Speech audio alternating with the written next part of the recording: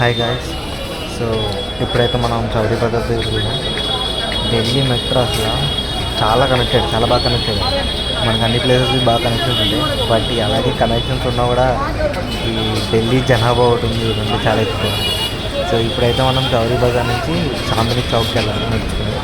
So అది like 1 kilometre ఉంది, 1.5. So చూడండి కనీసం మనం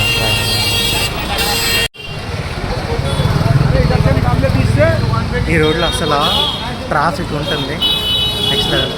ఢిల్లీ స్ట్రీట్స్ అంటే ఏమనుకుంటారు కానీ నెక్స్ట్ లెవెల్ ఉంటుంది ఇక్కడ. ఇప్పుడు దాకా నేను చూసినట్లయితే ప్రతి ఒక్కరి దగ్గర ఒక బిజినెస్ ఉన్నట్టు.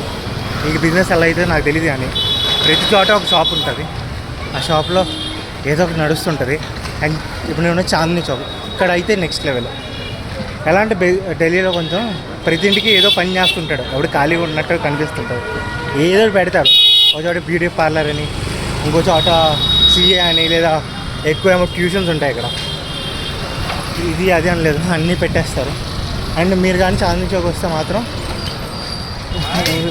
చాలా డిఫరెంట్ ఎక్స్పీరియన్స్. స్ట్రీట్స్ ఏ టైంలో ఏమవుతుందో తెలీదు.